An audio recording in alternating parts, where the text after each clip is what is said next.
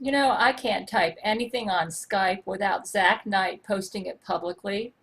What Zack is posting about me at his defamatory website, crazygale.com, is stuff that I have posted privately to my men and that he has extracted using his 21st century snooping technology that includes mind reading and the ability to extract and snoop on anything I write online, even if I don't publish it. Imagine the stuff he could post about anybody. So here I offer my opinion to Terrance Jenkins on Skype, talking about how God used to run the governments under the nation of Israel when Israel had a righteous king.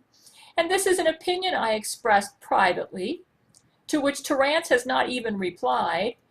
And I just posted it at Skype for him to read, and Zack Knight snooped on it, snitched it, and published it. Can you imagine what it would be like to have a private Skype conversation with your friend and then have that private conversation posted publicly for the whole world to see?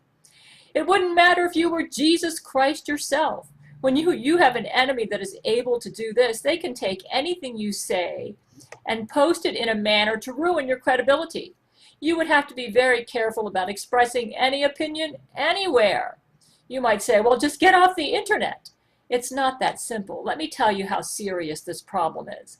I can't even send a letter through the United States Postal Service without Zack Knight switching out that letter with a counterfeit so that the person who receives my letter doesn't get what I wrote, but gets a modified version that makes me look really crazy or insane. In fact, if my attorney writes a letter for me and mails it, Zack and his Jesuits have modified correspondence written by me or attorneys so that the recipient receives a version that has been modified by Zack Knight and his Jesuits.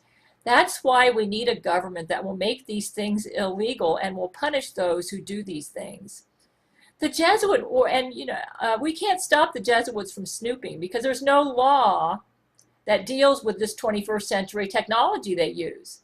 The laws that are out now act like that these technologies, mind reading, the ability to take a video off your computer that you haven't posted anywhere online, they act like this technology doesn't even exist. The Jesuit Order is a Satan-worshiping organization, and I've learned from studying history and my own personal experience that Satan worshippers are all murderers, just like their leader, Satan.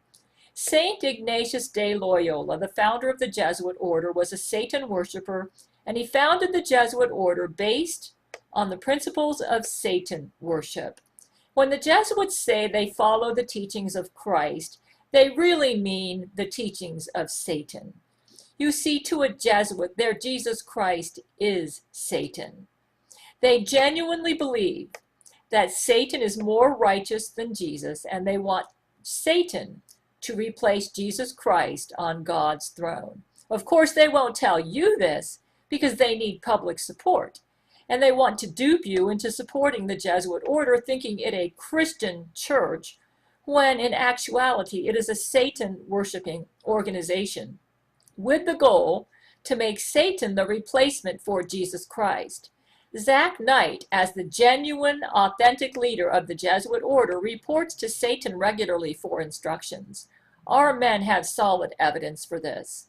Zack Knight also has satanic powers, so that he cannot be killed.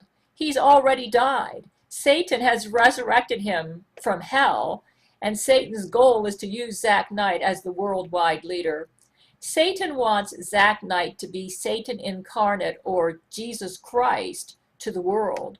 Satan instructs Zack to use murder, deceit, lies, and character assassination to destroy Satan's enemies like myself and Jesus Christ.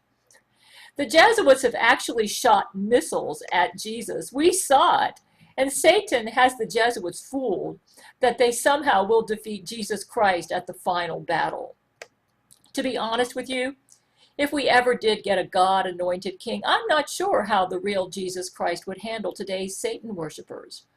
I know that when God worked through King David and his other righteous kings in the Jewish nation, he often instructed those kings to execute Satan worshipers because God viewed these worshipers as a cancer in the Israeli society, and by encouraging Israelites to go away from God and idol worship. And God wanted the Satan worshipers executed to save Israel from destruction, because he couldn't stick up for Israel when they did this. Because when Israel went into idol worship, God would have to desert them and allow their enemies to torment them. Back during the time when the Jewish nation was under God, their king was responsible to obey God's prophets. Many of these Jewish kings were evil, and they stoned and tormented God's prophets, and these kings brought the Jewish nation to a sad end. Eventually, the sin of idol worship destroyed Israel, and the Jewish nation went into captivity, resulting in the Holocaust and all sorts of horrible things, and rejected their Messiah, Jesus Christ, when he showed up. However, God is not finished with Israel, and the promise that he made to King David, my ancestor, and they will come true. He will give King David an eternal Jewish kingdom, just like he promised him, because God never breaks his word, despite what the satanic Roman Catholic Church claims. The world is in such serious apostasy today.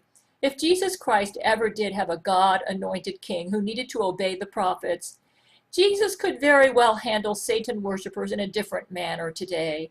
I'm not Jesus, but my guess is that Jesus may show some mercy on Satan worshipers who are deceived but have good hearts. For instance, Rule 13, a Jesuit, I believe has a good heart. If Jesus appointed a king who was responsible to obey me or Brent Spiner, because I believe we are the only prophets in existence right now, living prophets, I mean, I really don't know how Jesus would handle the Jesuits or other Satan worshipers. So Zack Knight has taken a statement I made to Terrance Jenkins on Skype and posted it online and not allowed the readers to view it in its context, where I was just stating how God has operated in the past. It's really sad when you can't even write an opinion in a private correspondence to your friend without Zack Knight posting it publicly without your permission. Jesus has warned me that I could get a relapse of my yeast infection, and I need to remain on my Seroquel. As far as the bottle, the Dasani bottle that Zack alleges has made me pregnant, because he says he made it into his penis, my men have determined that I am not pregnant. If Zack's semen has cured my yeast infection, I'm sure he's not happy about it, and is trying to convince me that he's cured my yeast infection so that I'll quit taking my Seroquel so that he can cause a relapse. When I became aware that that bottle was Zack's penis, I gave it to Rule 13 as a present, so she can help herself to the man's penis that she'd die for, which is Zack Knight, so she can have his penis anytime she wants. I don't plan, see, I'm best friends forever with Rule 13. I don't plan to use that bottle anymore, knowing it is Zack's penis, because I don't trust Zack Knight, who meets with my enemy Satan regularly. You see, I am Jesus Christ's favorite. Therefore, Satan takes a special interest in me. Jesus meets with my husband, Brent Spiner, almost every day, and then Brent gives me instructions from Jesus every now and then. For this reason, I consider myself and Brent prophets, because Jesus has been talking to us directly since February 2012. Also, Jesus told me I'm like the prophet Ezekiel, so he considers me a prophet too. So it would be a wise safeguard for any head of state of a country as powerful as the United States to have to report to us for final approval on very important decisions.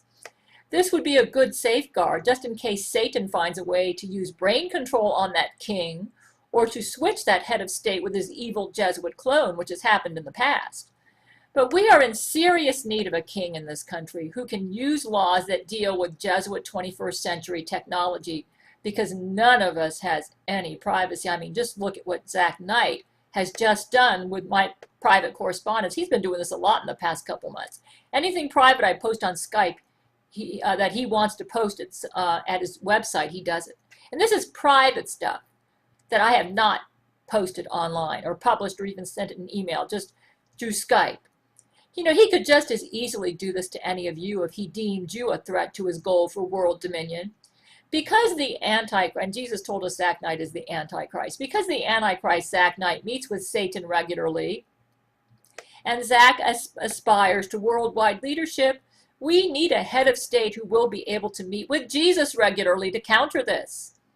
because all world leaders today have to deal with the Antichrist or Satan incarnate. This is not something they had to deal with in King David's time. And only Jesus is smart enough to deal with the Antichrist or Satan incarnate. All world leaders need to receive wise advice over how to deal with Satan's bride, the Jesuit Order. Either they must get this advice through Jesus Christ prophets, which would be myself and Brent Spiner, or by meeting with Jesus himself.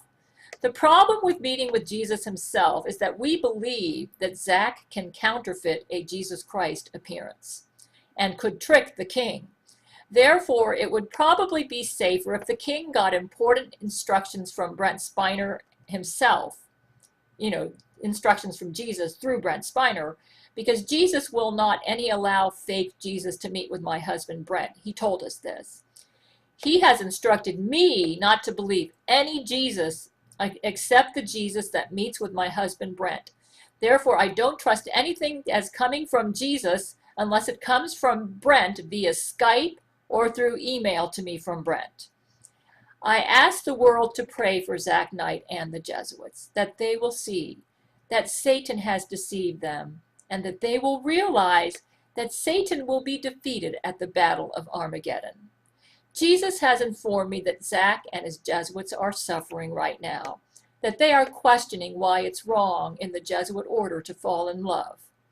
Satan can't afford for his Jesuits to fall in love, because then they can't be cruel enough to carry out his commands. Pray, born-again Christians out there, pray that the Jesuits will reject Satan and accept the one and only Jesus Christ, who thinks it's glorious to fall in love. Perhaps if Zack Knight accepts the real Jesus, someone else besides Zack Knight will end up as the Antichrist, and that would be marvelous. Zack Knight, as bad as Jesus' lightning bolts are to you, an eternity in the lake of fire with a body shaped like a worm is far worse. Do you think it makes Jesus happy that this is your destiny, and that Satan makes it a crime for you, Zack, to love Rule 13? Jesus will be crying throughout eternity for all those he must send to hell. I'm writing a book right now in Jesus' point of view, and I asked Jesus if that's okay. Jesus said it's okay, so I must know his heart pretty well. Your current master Satan, Jesuits, will be laughing at you when you burn in hell. He'll say, ha, ha, ha, ha, I fooled you all. Zack, you sacrificed your heart for me on earth, betraying the woman you loved, Rule 13. And for what? To burn like a worm in hell with her and me forever. I only wanted to have you to spite Jesus because I love making Jesus cry. And he's crying because I tricked you all into hell. Oh, I'm having so much fun now. Jesus has lost you all. You are here in hell with me forever. I forgot to tell you, but the sex isn't too hot here because you're burning too much.